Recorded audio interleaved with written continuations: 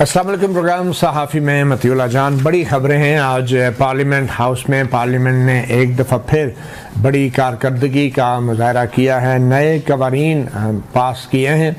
कौमी असम्बली में ये कवानीन पास हो चुके हैं और सेनेट में कल यही कवानीन पास होने हैं। उनमें सबसे अहम सुप्रीम कोर्ट और इस्लामाबाद हाई कोर्ट में जजों की तादाद में इजाफ़ा है। सुप्रीम कोर्ट में जजों की तादाद 17 से 34 करने का बिल कौमी असम्बली से मंजूर किया गया है और इसी तरह इस्लामाबाद हाई कोर्ट में 9 से 12 जजेस की तादाद करने का बिल मंजूर किया गया। अब ये बिल सेनेट में जाएंगे। इसके अलावा कुछ और कवानीन भी मंजूर किए गए हैं जिनमें पहले ही इंसदाद दहशतगर्दी एक्ट में तरमीम की गई है, जिसमें अफवाज पाकिस्तान खुफिया इदारों को ये अख्तियार दिया गया है कि वो 3 महीने के लिए शक की बिना पे किसी भी शख्स को अपनी हिरासत में ले सकते हैं, तहवील में रख सकते हैं और उसके बाद फिर आइन के मुताबिक जो मुनसफाना ट्रायल का बुनियादी हक है उसकी सहूलियात भी किसी भी ऐसे मुल्ज़िम को दस्तयाब होंगी। मगर सबसे अहम और सियासी एतबार से अगर देखा जाए तो वो कानून है जिसके तहत आर्मी चीफ की जो मुद्दत मुलाजमत 3 साल की टेन्योर मुलाजमत मुकर्रर की गई थी गुज़श्ता कानून साजी में, उसको अब 5 साल कर दिया गया है। अमली तौर पे मौजूदा आर्मी चीफ की मुद्दत मुलाजमत में 2 साल की मज़ीद तोसी कर दी गई है। अभी 1 साल बाकी था और इस हवाले से भी हम बात करेंगे। मेहमानों का तारफ़ कराता चलूँ। हमारे साथ आज के सहाफ़ी प्रोग्राम में मौजूद हैं साकिब बशीर, इस्लामाबाद स्टूडियो में सीनियर जर्नलिस्ट और कोर्ट रिपोर्टर, और उनके साथ तशरीफ़ फरमा हैं सीनियर जर्नलिस्ट एजाज़ सैयद, और हमें टेलीफोन लाइन पे ज्वाइन कर रहे हैं साबिक़ attorney general barrister Ashtar Ausaf Ali Khan, और हमें जमीयत उलमा इस्लाम के रहनुमा मुफ्ती कफ़ायतुल्लाह ने भी ज्वाइन किया है, और PTI के रहनुमा शौकत बसरा भी हमारे साथ मौजूद हैं। सबसे पहले तो अशतर औसाफ अली साहब, बतौर साबिक़ अटॉर्नी जनरल, आज जो तारीख़ में पहली बार सुप्रीम कोर्ट के जजों की तादाद में इतना बड़ा इजाफ़ा किया गया है, क्या क़यामत आ गई थी अशतर औसाफ साहब जो इतनी बड़ी तादाद में मज़ीद जजों की असामियाँ पैदा कर दी गई हैं? क्या सुप्रीम कोर्ट में उसकी इमारत में इतने जजों की गुंजाइश है? क़यामत के तो आसार थे और क़यामत ही की बात है जब आपका इंडेक्स के ऊपर 140 में से 139 या फिर 138 पे 129 की बात हो रही सर। तो ये बात तो ये है कि ये क़यामत के आसार ही तो है कि एक जज के पास जो है वो 8 से 10 मिनट हो केस को डिसाइड करने के लिए। तो यही तो चीजें हैं जो इंसाफ की फराहमी में हर्डल्स बने हुए थे। और सिर्फ ये सुप्रीम कोर्ट की बात नहीं है, आप हाई कोर्ट में देख लीजिए, आप डिस्ट्रिक्ट जजेस को देख लीजिए, आप सिविल जजेस को देख लीजिए, इनकी आसामियां बहुत कम है और ये आसामियां जो है ये बढ़ानी चाहिए। इनके लिए इंफ्रास्ट्रक्चर चाहिए, इनके लिए उनके जो ममदू और उनके जो रीडर्स और बाकी लोगों की ये सब देखिए। आप अपने बजट को देखिए आपने कि आप वो कितना मुख्तस करते हैं एक्सेस टू जस्टिस के लिए पैसे, आप कितने पैसे मुख्तस करते हैं हेल्थ के लिए, एजुकेशन के लिए। तो this is a wake up call sir. ये काम होने चाहिए। ये जो वेकअप कॉल है और ये जो क़यामत है, इसकी वजह सिर्फ जजों के फैसले हैं या हुकूमत की इन्वेस्टिगेशन है, प्रोसिक्यूशन है, हुकूमत की जो सरकारी वकला हैं जो कि टैक्स पेयर के पैसे से उन्हें भी पैसे दिए जाते हैं? तो अदलिया के जो आप नंबर बता रहे हैं 140 में से, ये सिर्फ हुकूमत की कारकर्दगी तो नहीं है, इसमें तो पुलिस का महकमा भी है, इन्वेस्टिगेशन और प्रोसिक्यूशन का महकमा भी है और ख़ुद हुकूमत की भी इसमें कारकर्दगी नज़र आती है। तो ये सिर्फ जजों को इल्ज़ाम दे के एक ऐसे वक्त में जजों की तादाद में इजाफा करना कि जब हुकूमत खुद मुश्किल में है और सुप्रीम कोर्ट के फैसले मानने से इनकारी है और सुप्रीम कोर्ट में जो ताकत का तवाज़न है हुकूमत अपने फेवर में करना चाहती है, आईनी तरमीम भी लाई गई है, तो ये सिर्फ इतनी आसान बात है?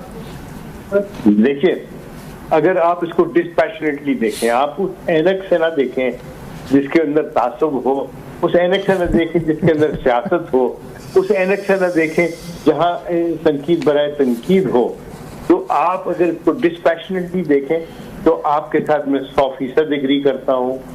आपके पास प्रोसिक्यूटर्स भी कम है, आपके पास इन्वेस्टिगेशन का महकमा कमजोर है, आपके पास वो मामलात जो हैं जिसके अंदर प्रोसीजर्स हैं वो इस्लाह तलब है, चाहे वो CPC हो चाहे CRPC हो, उसके अंदर तरमीम बहुत जरूरी है और जल्द अज जल्द करनी चाहिए।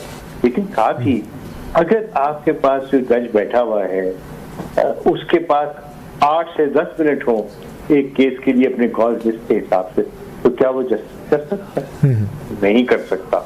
और मैं as a student of law बहुत अरसे से इस बात का दाई हूँ और कह रहा हूँ, जोर शोर से कह रहा हूँ, आपके चैनल भी कह चुका हूँ कि प्लीज प्लीज प्लीज इंफ्रास्ट्रक्चर को इम्प्रूव करें, बजट बढ़ाएं और खुदारा जजेस के नंबर को इंक्रीज करें। 24 आसामियां खाली हैं हाई कोर्ट के अंदर लाहौर में। अच्छा, तो वो आज तक वो क्यों नहीं फिल हुई? लाहौर हाई कोर्ट में 24 आसामियां जो खाली हैं, इसके पीछे कौन सी साफ नीयत थी हुकूमत की कि वो आसामियां नहीं भरी गई? Chief justice of that high court has to make a requisition. उन्होंने अच्छा। नाम भिजवाने हैं और वो क्यों नहीं भिजवाते? मेरा तो प्रॉब्लम है कि आप ये इससे पहले कि असामी क्रिएट हो, उससे पहले आपको पता है कि असामी कोई जज जो है रिटायर होना हुआ है, उसकी असामी खाली होने वाली है। सही, मेरे काम से क्यों नहीं होता? बिल्कुल, ये बड़ा अहम नुकता आपने उठाया अशरफ साहब। साकिब बशीर साहब, आप भी अब कोर्ट्स को काफ़ी अरसे से कवर कर रहे हैं, क्या लगता है ये जो एक किस्म के नौकरियों के मुंह खुल गए हैं और तवील कतारें होंगी यकीनन वकला की भी और कुछ जजेस की भी अपनी सुप्रीम कोर्ट में तैनातियों के लिए भी, हाई कोर्टों में तैनातियों के लिए भी, तो आपको क्या लग रहा है ये हुकूमत जो है मामूल के मुताबिक ये जजों की तादाद में इजाफा कर रही है या बकौल अपोजिशन के कुछ रहनुमाओं की हुकूमत की बदनीयती है, एक ऐसे वक्त में हंगामी बुनियादों पे सब कुछ कर रही है कि जब सुप्रीम कोर्ट को हुकूमत पहले ही जुडिशल कमीशन बना के आईनी तरमीम के जरिए तकसीम कर चुकी है? 12 जुलाई का जब फैसला आया था तो उस फैसले के बाद कुछ अहम मीटिंग्स हुई, उसके हवाले से हमें भी इतलात मिली। उसमें ये इस किस्म के डिसीजंस 26वीं आईनी तरमीम में जो कुछ किया गया है, जो आज लेजिस्लेशन हुई है जजेस की तादाद बढ़ाना, ये उसके पीछे एक वही जो तरीक़ाकार नज़र आ रहा था जिसकी जो राना सनाउल्लाह, ख्वाजा आसिफ सब कह रहे थे कि 25 अक्टूबर के बाद जज जाएंगे, हमें घर भेज दिया जाएगा। तो उसके पीछे 12 जुलाई के बाद अब जो हुकूमत है वो 17 से 34 भी कर रही है, प्रैक्टिस एंड प्रोसीजर एक्ट भी ला रही है, आईनी बेंचेस भी ला रही है। दूसरी जानब इसी हुकूमत ने उसी सुप्रीम कोर्ट का फैसला रद्दी की टोकरी में डाला हुआ है और आज तक उस पर अमल नहीं हुआ और उस पर वो बार बार खतूत भी लिख रहे हैं इलेक्शन कमीशन को। तो बज़ाहिर ऐसे लगता है कि हुकूमत ये चाहती है कि उनको प्रोटेक्शन हो, उनके हक में फैसले देने वाले जजेस हों और उनके मुखालफिन के खिलाफ देने वाले जजेस हों, ये बज़ाहिर नज़र आ रहा है। और एक इसमें बड़ी इंपॉर्टेंट बात है कि आज के दिन ही क्यों, कल 2 बजे आपको पता है जुडिशल कमीशन ऑफ पाकिस्तान का इजलास होने जा रहा है, तो चीफ जस्टिस याह्या अफरीदी, जिनको इस हुकूमत ने खुद लगाया है अपनी मर्जी, मंशा और ख्वाहिश से, और उनको एक दिन पहले ये पैगाम दिया गया है कि जजेस की तादाद ये होगी, आईनी बेंचेस ये होंगे और फर्दर जो है वो मेरा ख्याल में कल हमें मजीद बहुत सारे सरप्राइज जो मिल सकते हैं इस हवाले से। चले, कल मजीद बहुत सारे सरप्राइज मिल सकते हैं। से सब ये तो चले अदालतों के मामलात हो गए और इसके साथ साथ प्रैक्टिस एंड प्रोसीजर एक्ट में भी तरमीम हुई है, इसके ऊपर भी हम बाद में बात करेंगे। लेकिन एजाज साहब, आज आपने वज़ीर दिफा से भी मुलाकात की, उनका इंटरव्यू भी किया आपने, तो ये जो आर्मी चीफ की एक्सटेंशन के हवाले से अचानक ही एक किस्म का घात लगा के हुकूमत बैठी थी और एम्बुश किया है और बड़े सीक्रेटिव और खुफिया तरीके से ये तरमीम को लाया गया जैसा कि कोई फौजी राज है। तो ये क्या हुआ है और इसके पीछे क्या मंतक बताई जा रही है वज़ीर दिफा की तरफ से? वैसे ये राज ही था।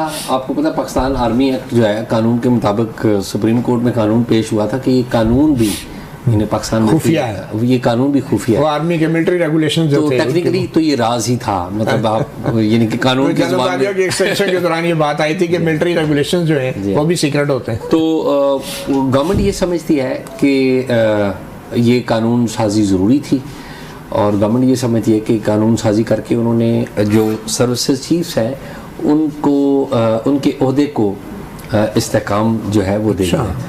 तो मतलब कानून से ओहदे को इस्तेकाम मिलता है।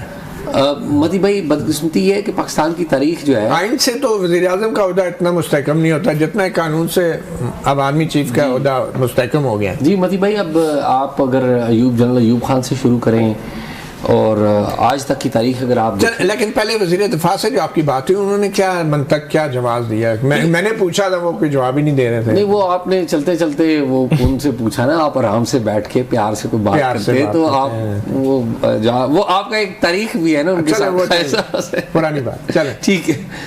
तो ख्वाजा आसिफ जो है वो ज़रा गवर्नमेंट के जिसे कहते हैं ना पहले जो ओपनिंग प्लेयर है, ओपनिंग प्लेयर्स में एक जनरल बाजवा की एक्सटेंशन के वक्त भी ये मैसेंजर बन गए नवाज शरीफ साहब के। नहीं अपोजिशन में जब थे जी ये नून लीग और पीटीआई की हुकूमत ने एक्सटेंशन दी थी जनरल बाजवा को, तो उस वक्त भी ख्वाजा आसिफ साहब ने आके कहा था कि मियाँ साहब का ऑर्डर है कि एक्सटेंशन देनी है। तो मती भाई जो असल कसूर है वो तो हमारी पॉलिटिकल पार्टियों की लीडरशिप का भी। लेकिन वजह क्या बताई एक्सटेंशन की? वजह आप वज़ीर दिफा ने क्या वजह बताई कि दिफा के लिए कितना अहम है? नहीं, वो दिफा के लिए तो उन्होंने उनसे बात नहीं हुई कि दिफा के लिए कितना अहम है, लेकिन वो वजह ये बता रहे थे कि एक जो इस्तेकाम है उनसे वो होगा। और मैंने उनसे पूछा भी कि ये एक अजीब अलमिया नहीं है कि जो वज़ीर-ए-आज़म खुद 5 साल मुद्दत पूरी नहीं करता तो वो 5 साल के आगे एक कानून साजी वो दे रहा है। उन्होंने कहा जी ये जो है ना इस दफ़ा ऐसा नहीं होगा, क्योंकि इंडेक्स जो है वो बेहतर हुए हैं और वो चीज़ें वो बता रहे थे कि अब शायद डिफरेंट एक हिस्ट्री हो। तो आपको पता है कि हम हर दौर में एक डिफरेंट हिस्ट्री बनाते हैं, तो लेट्स सी। शहबाज शरीफ साहब ज़ाहिर है हमारे वज़ीर-ए-आज़म है और उनकी भी एक तारीख़ है कि पॉलिटिकल अगर उनका देखा जाए तो वो कोई पॉलिटिकल आदमी तो नहीं है। आपको याद हो कि शुरू में जनरल आसिफ नवाज जंजुआ साहब ने पहली दफ़ा कहा था मियाँ शरीफ साहब को कि इनको वज़ीर-ए-आज़म बना दें। तो फिर उसके बाद फिर जनरल जो मुशर्रफ हैं उन्होंने भी कहा था कि जो प्राइम मिनिस्टर हैं नवाज शरीफ की बजाय वो शहबाज शरीफ को बना। तो वो आप देख लें 1994 से ऑनवर्ड देख लें। इसके मतलब नवाज शरीफ साहब का तो अब फिर कोई चांस नहीं है वज़ीर आज़म बनने का? नहीं, आप ये समझते हैं कि नवाज शरीफ का चांस है? नहीं, इस बात पे थोड़ी सी ब्रेक लेते हैं और ब्रेक के बाद वापस आते हैं।